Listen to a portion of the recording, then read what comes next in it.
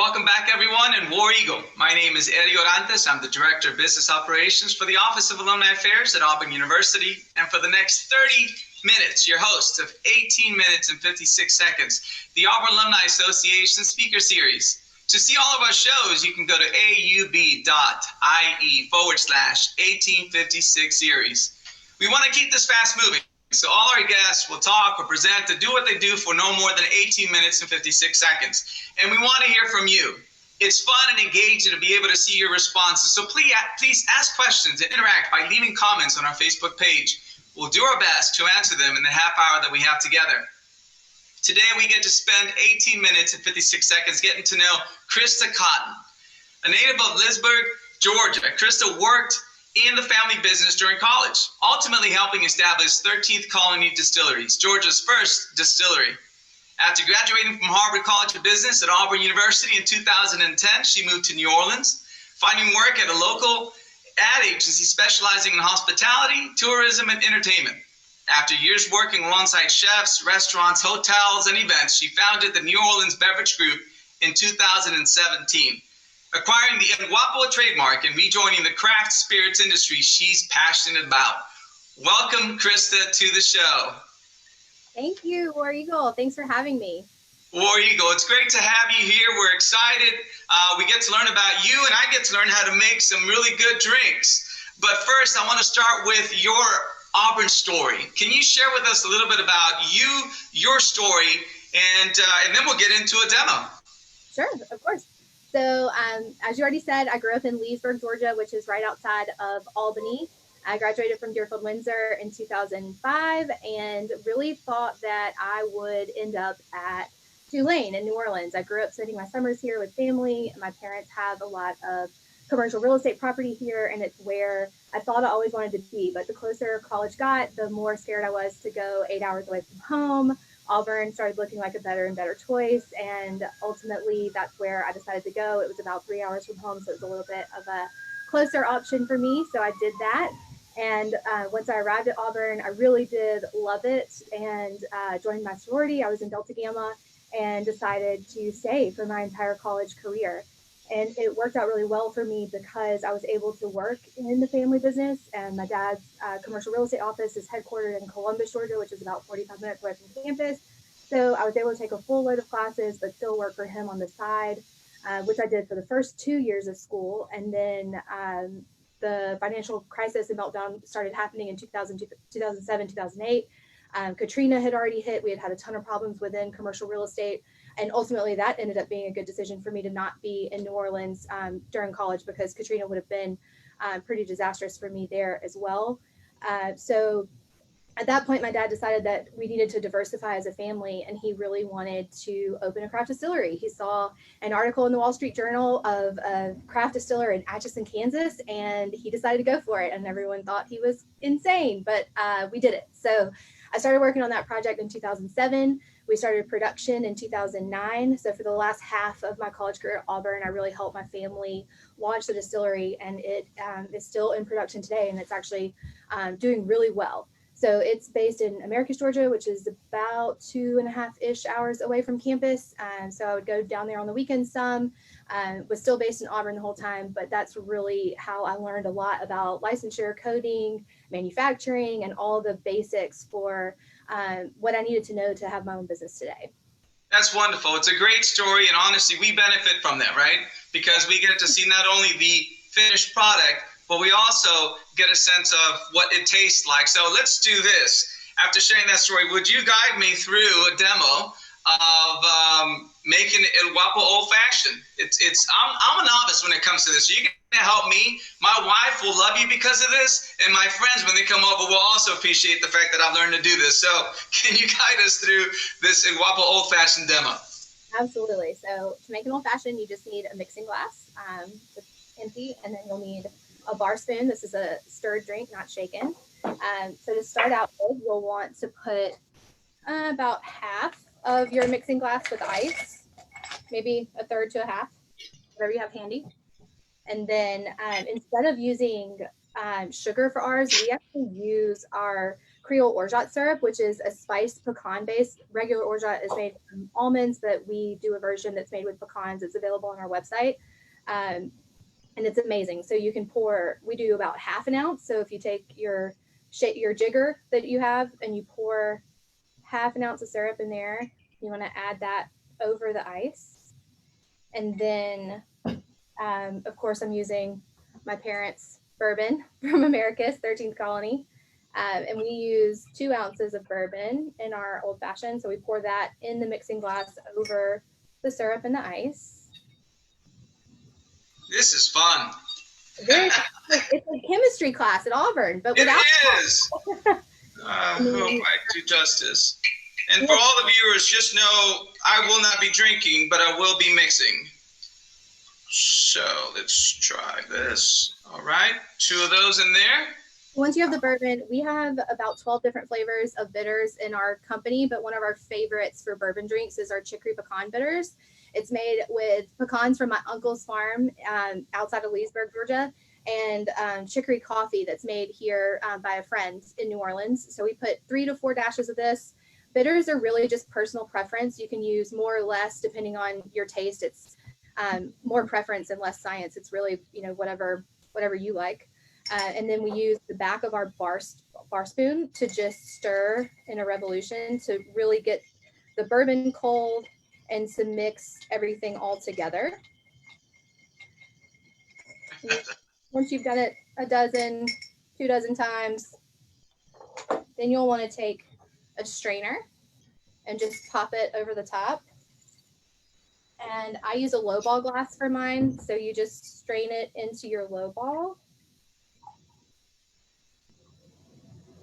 And here, because it's New Orleans and it's a pretty entertainment heavy city, we have access to really good purveyors and artisan ice makers. So I actually have a big ice cube, but you can go to any store and get the mold to be able to make these in your own freezer, and you freeze it. So this is about 1.5 inch cube, and we just put it down in the drink. I cheated, it's already in there. Oh, there you can pour it over. You can do it last. Some people like to add some additional bitters on top of theirs. I pour my bitters directly in the drink and don't add more, but you can. And then we use Luxardo cherries to just give it a nice little garnish and the finished product. Cheers. Cheers. Wonderful. I love this. Like I said, it's something that my family and friends will benefit from now that I know how to make it. Thank you. So tell us about El Guapo and how that got started. Yes. So when I moved to New Orleans, once I graduated, I finished my business degree and basically walked off the stage, got in a U-Haul, moved to New Orleans, and the rest is history. So I worked in advertising here for quite a while, worked for Trumpet, and I really loved my experience. Most of my clients were tourism hospitality. I did a lot of projects for the state Louisiana Office of Tourism. My favorite project that I worked on was Bravo's Top Chef, and it was truly an experience that opened my eyes into the possibilities in food and beverage, working with chefs and just going back into the realm that was closer to what I'd done for my parents with the distillery. So after about 4 years of doing that, I really knew that I wanted to do something on my own, but wasn't really quite sure what it was. I did some independent consulting for a while. I worked for various different restaurants, doing that in Georgia, in New Orleans, what have you. And ultimately, I had the opportunity to buy the trademark to El Guapo. The original owner knew who I was, knew what my background was, and that I'd had experience in the distilling side of things. And he approached me about purchasing it. And at first I said, no way, you're crazy. I have too much going on in life. Like, that would never work out. But after really talking to my family about it and really thinking long and hard about what my goals were, it made a lot more sense to do it than not do it. And I was still a little bit scared. So my dad, who's an extremely successful entrepreneur, was like, well, if you don't do it, I'm going to. So that was really the push that I needed to pull the trigger and buy the trademark and really start my own company and really build it from the ground up. So I did that in July of 2017. And here we are at the 3-year anniversary of me starting this. And we've really been able to do a lot along the way. Fascinating. So you found your passion. You took the history, the experience that your family had, along with the education, and it seemed like a perfect storm in being able to find the courage to move forward with something like this. I do want to show, if you can tell us a little bit of what's in this box here. You've got several different items. Can you share a little bit about what is in here? Yes, so this is actually a craft cocktail gift box that we created last year. I got the opportunity to pitch to Costco, which is hard enough to do on its own, but my pitch was that we could do single serving craft cocktail gift boxes and sell them out of Costco for a Christmas item. And I flew to Dallas for a day and got a deal on the spot, which was pretty cool. And it's definitely the biggest deal that I've gotten to date. So we created this, and it's 5 different flavors, single servings of craft cocktails. And they're great for stocking stuffers. We still sell them all over coast to coast to different retail stores who use them as gift items for hostesses, for Mother's Day, all sorts of things. But really the inspiration for creating this was to get a deal with Costco. That's great. I'm glad the opportunity was there. I want to let you know San Diego Auburn Club is watching, so thank you for watching San Diego Auburn Club. I was in San Diego at Collins and Coop. We have a really good partner in San Diego. So, hey, guys. I was just here before COVID, I guess I should say. Yeah. Well, that's great. I'm glad that they're tuning in, and we should have some questions towards the end. There'll be a time for us to answer some of those questions that come through from Facebook. Can we move to the second drink, if you don't mind? Let's move to Hurricane and tell us a little bit about that drink and how it's appropriate for summer.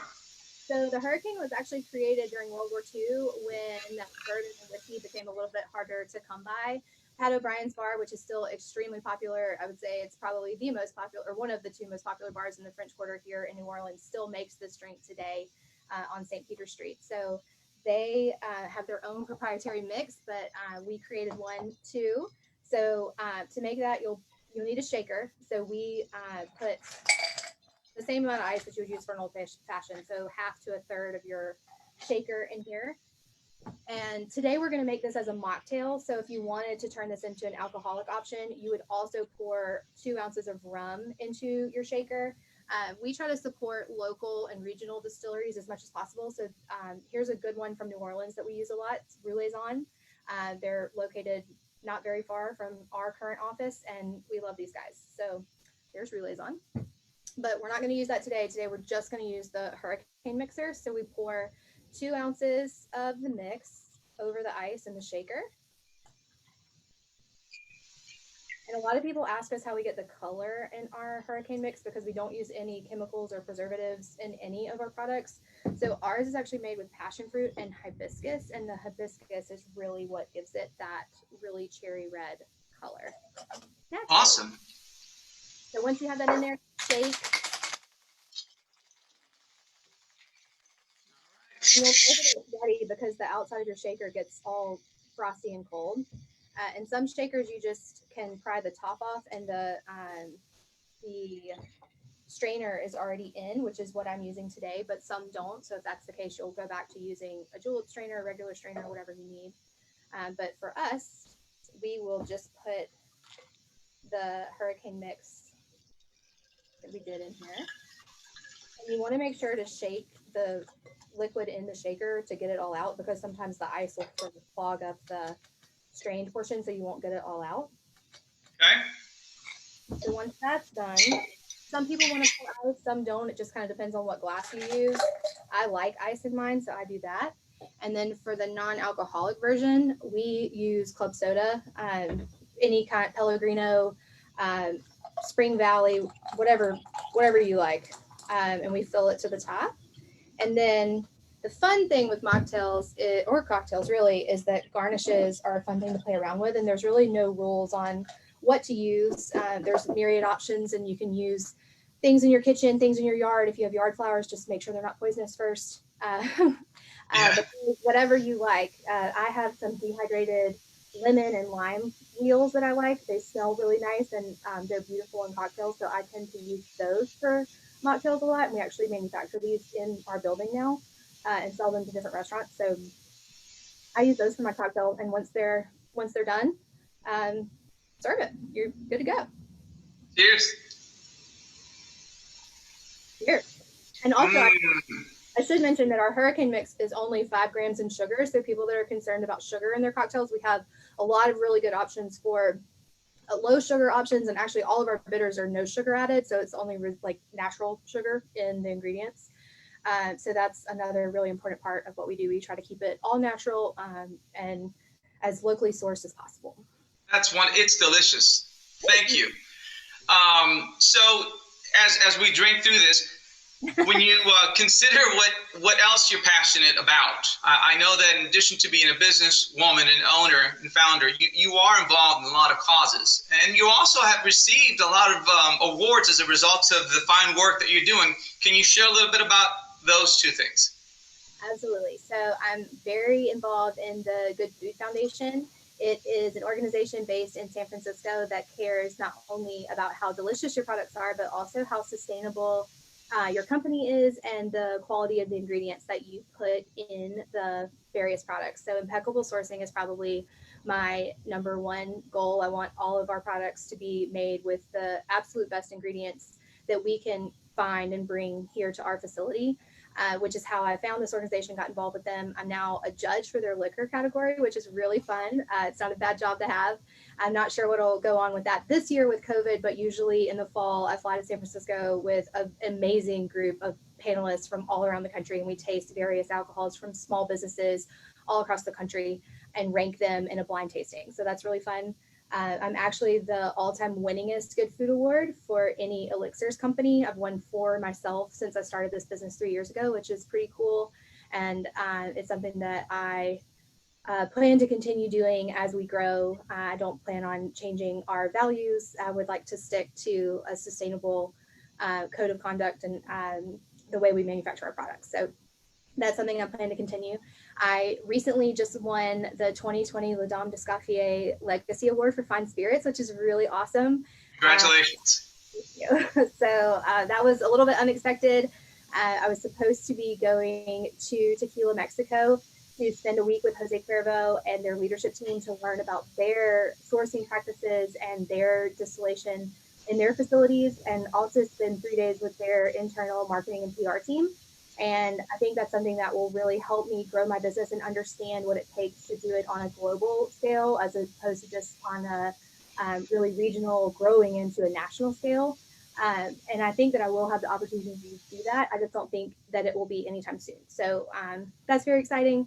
And then here locally in New Orleans, I'm also very involved with various cultural organizations. I'm really passionate about pets. We donate a lot to local no-kill shelters that deal with animals, and yeah, that's what I do. That's great. Life to the fullest. You're busy, Yes. but you've accomplished a lot. I also graduated from Goldman Sachs 10,000 Small Businesses. I forgot to say that. That's another good one that I did.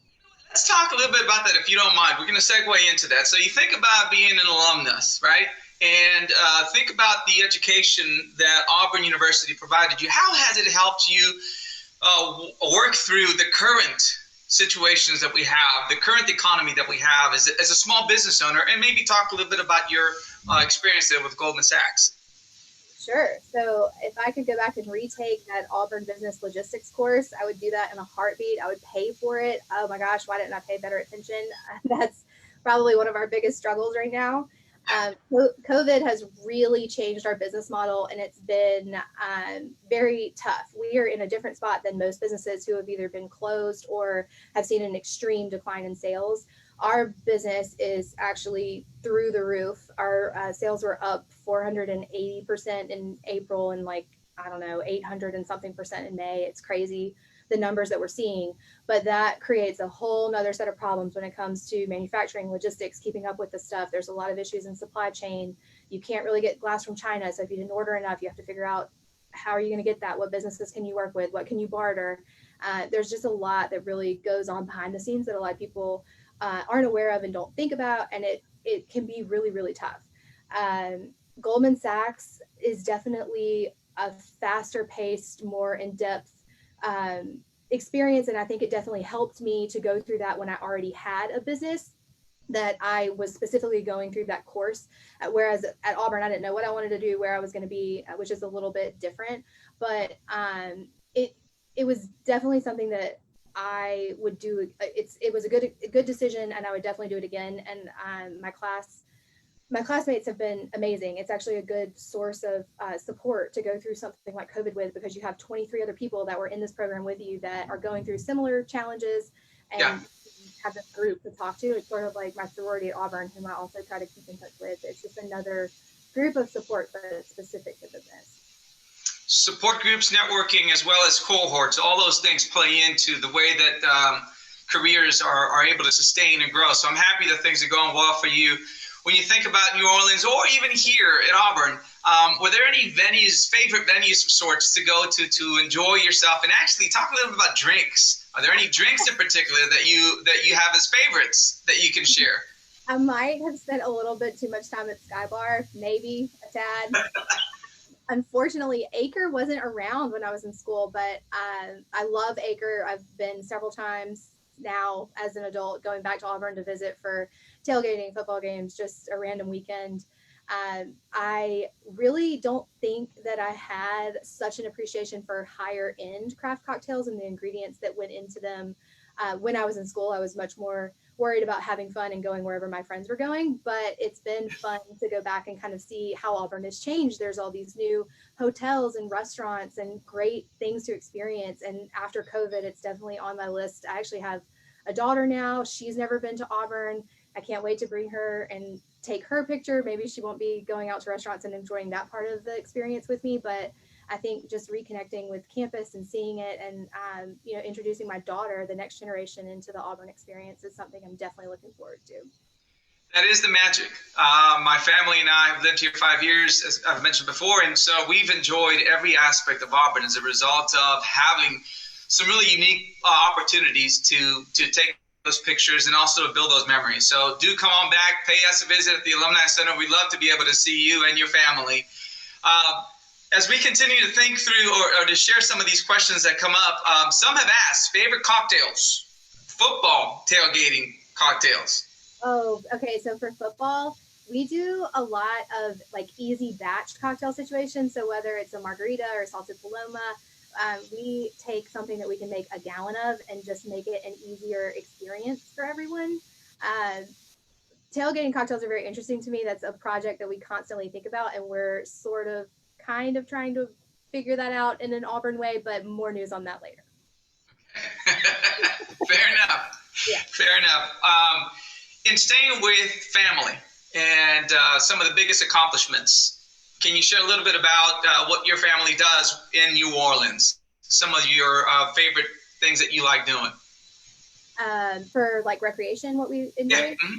Yeah, sure. So actually my spouse quit his job as a CPA, and he works here with me to manage all of our finances here in the company, which is a gift and a godsend.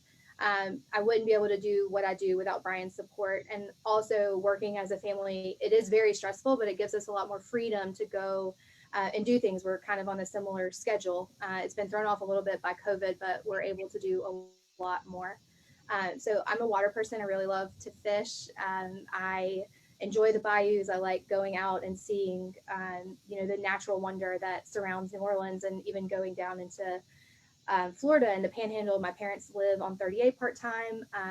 So we spend a decent amount of time there with our daughter on the beach.